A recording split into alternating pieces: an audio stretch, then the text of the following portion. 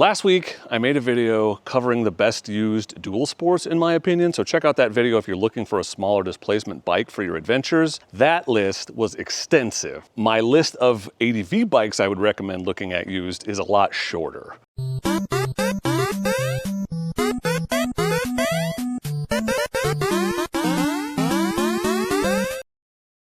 And if you want to know the difference between the two, I made a video covering it. But essentially, in my mind, a dual sport is a single cylinder, smaller displacement, dirt bike styled motorcycle, where an ADV bike usually has more street bike traits, more fairing, often double cylinder, bigger displacement. So before we jump into the list, couple caveats. One, I'm not a mechanic. If I'm buying a bike, I want to ride it, not work on it. And so my criteria for a used ADV bike that at least I'm comfortable recommending is it should be a bike that has a high probability of being turnkey or nearly turnkey. No major repairs necessary, just stuff like oil changes, fluid replacements, maybe new tires, chain maintenance, just minor repairs. Maybe you gotta replace a fairing or put a new lever on, just stuff that's super easy and can be done in an hour or less. If there's anything bigger than that, anything internal with the engine possibly wrong, I don't want that bike. The bike should also have a high probability of continuing to run mostly trouble-free without needing extensive maintenance or expensive maintenance. There should be no huge maintenance costs on the horizon. So some of these bikes, your used Ducatis, your used KTMs have certain intervals where they need major maintenance, which can be $1,000 or more. I don't want a bike like that. So I want a bike that's not going to need a major repair or major maintenance anytime soon. I also want bikes that are readily available. So do not come at me with your Transalp 600 and Honda Dominator recommendations. I've never seen either one of those used in marketplace nearby.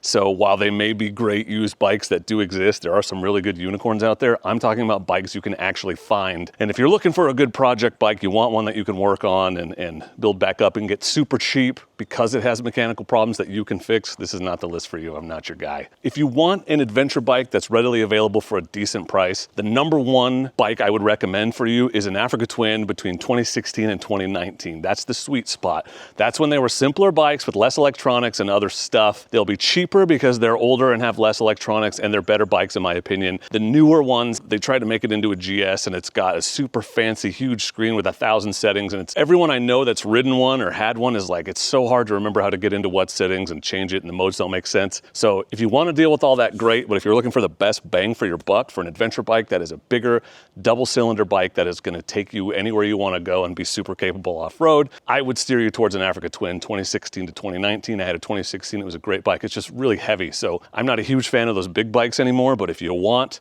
the best value in ADV, that's pretty close to it. Another one that's very reliable that I would say probably across the board, as long as you find one with less than 30,000 miles, it's probably going to be good, is the V-Strom 650. A couple caveats, limited ground clearance, another very heavy bike, but if you want a bike that can go 50-50 that you know is probably going to work forever, a V-Strom 650 is a great place to look, and that's going to be one of the cheaper ones you can find. The V-Strom 1000 is also worth considering, but they're not as bulletproof reliable as the 650 based on what I've seen. Another bike that some people recommend in this reliable but maybe a little bit more street focused category is a low mileage or lower mileage that is less than 50,000 miles, 1200 GS. If you can find one with low miles, which is rare because that's not what they're made for, but I hear things about those, which we'll talk about in a bit. Now, if you have a little bit more budget and you're looking for a used bike that's a little bit newer and you can spend maybe from $5,000 to $10,000, these are harder to find used, but this is what I would look for. A Tenere 700, you can sometimes pick those up used for 8 or 9 grand. Sometimes get them new for 9 grand if you watch the dealerships. My local dealership sells them for that sometimes. If you could find a used Ibex 450, I would say snag it. A used Himalayan 450, both of those are just, they haven't been out very long, so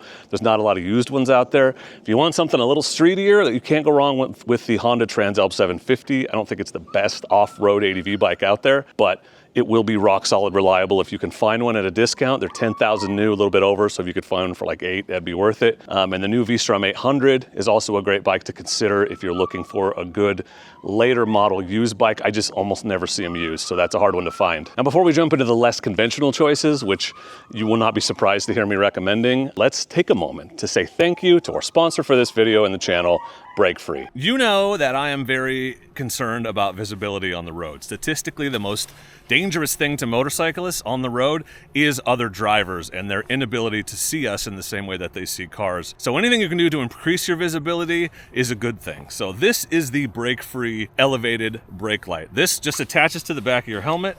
I have a very simple mount on the back of my helmet. As you can see, it's just adhesive on there. You don't have to screw or drill into your helmet. Obviously that would be bad, but you just pop it on like that, and it's on there. It's not going anywhere.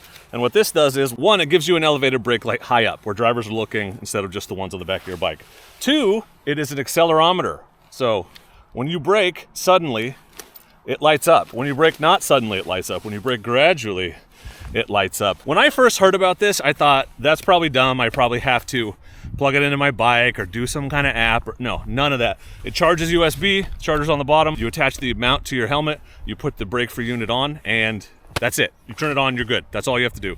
It's literally that easy. You can't put a price on safety, but you can save 10 bucks on this one if you buy it using promo code Dork in the road at the link in the description. So like I said, the list of ADV bikes that I would personally think about buying used is pretty short. There's just not a lot of solid, older Japanese ADV bikes out there that I think really stand the test of time, like basically semi-guaranteed. But there are other options. If you're looking for an ADV bike, you're probably looking for a bike that can do highway and off-road, probably equally well or somewhere thereabouts. Reliable, has farkles or things that you would want for adventuring, so luggage, windscreen, stuff like that. So if you're looking for a used ADV bike, you may want to consider bigger dual sports as well. Pretty much the best used ADV bike is a dual sport, in my opinion and experience. So some to look for, the KLR 650 almost any year, and you can get them dirt cheap, $3,000 or less. But I even see newer ones out there. I saw a 2024 this morning for $4,000 on Marketplace. That's like an instant buy. Buy it up if you're looking for an adventure bike under $5,000. It'll do everything you want. It'll never let you down.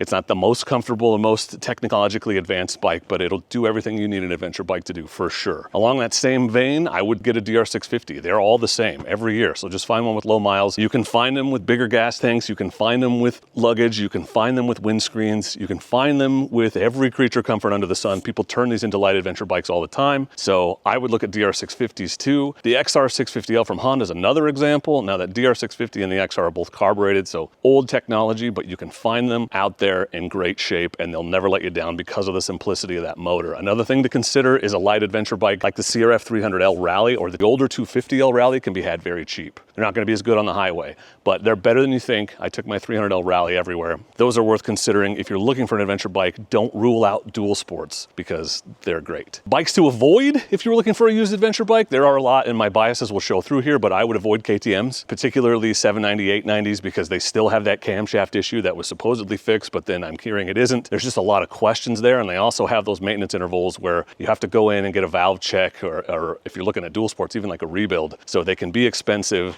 in the long run, and that's why I would avoid used ones. BMW, same thing. The maintenance costs are high. I looked it up. It's like $400 a year plus $1,000 plus for major service intervals if you get to where those valve checks and stuff are. Ducati, same issue. There's always big service intervals coming up, and they're just not that reliable. They're not built to be reliable. It's like driving a Renaissance painting. It's going to wear out, right? Those are high compression engines that work very hard, the KTMs and the Ducatis. BMWs are supposedly rock solid, but there's a lot of maintenance there. I personally don't have a ton of experience with BMWs, so some of you may disagree with me in the comments, but I personally, if I'm buying used, it's going to be Japanese. Other bikes that I would avoid, I sometimes see the CB500X from Honda being thrown around as a good used adventure bike that you can get cheap. You can get it cheap, but I wouldn't call it an adventure bike. That is an adventuring bike at best. It's great for gravel roads. I wouldn't go super much far beyond that. You can, it's just harder than it needs to be. You'll also see, if you're looking for used adventure bikes, the Super Tenere 1200 come up. That's a mega reliable engine, super duper reliable, but it's so heavy. Mega reliable, but mega heavy. Not something I would want to do any serious off-road with, and it's just way bigger than I want in an adventure bike. So I personally would avoid the Super Tenere, but I always crap on the Super Tenere, so there's always going to be Super Tenere owners in the comments telling me I'm dumb. You can listen to them, or you can listen to me, or decide for yourself. It's up to you. Let's take this from another direction. So if you're looking for a used adventure bike and you have $5,000 or less, here's what I would look at personally. KLR 650, and again, you can get those for $2,500 if you look at a first gen, all the way up to $4,000 or $5,000 for the current generation with fuel injection. I would look at the DR650, I would look at the CRF Rally 250 or 300, and I would look at that V-Strom 650. And if you can find it, because again, they're newer, A used Ibex 450 or Himalayan 450 would be a great bike to grab. They're just newer, so you don't see as many of them. Now, if I had 5 to 10 grand to spend, I would be looking more towards that 2016 to 2019 Honda Africa Twin. Personally, you can find used Tenere 700s for less than 10 grand. That would probably be my top choice in the $5,000 to $10,000 category. If it were me, I would go for a used Tenere 700 because I'd have zero concerns about reliability there. And the weight's not as bad as the Honda, but you do you. A new V-Strom 800, and again, hard to find used, but if you could find one, it'd probably be between 5 and 10,000. It'd be worth it. And if you're looking for something that you're gonna ride some gravel, but mostly street, that Transalp 750 is a good choice that's gonna be reliable as hell too. Yes, you may have noticed, and it won't surprise you if you're a fan of this channel, that the best used ADV bikes are pretty much all dual sports.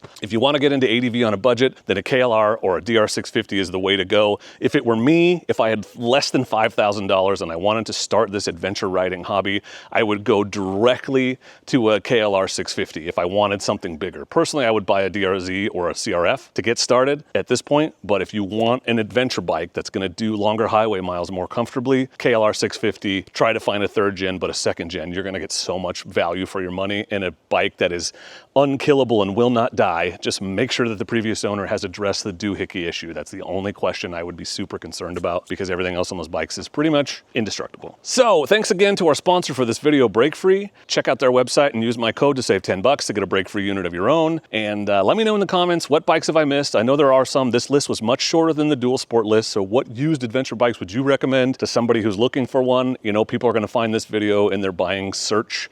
So your advice in the comments, your knowledge is helpful. Please leave those suggestions below. Thank you for watching. I appreciate you. And please do not forget to be excellent to each other. I thank you. Excellent!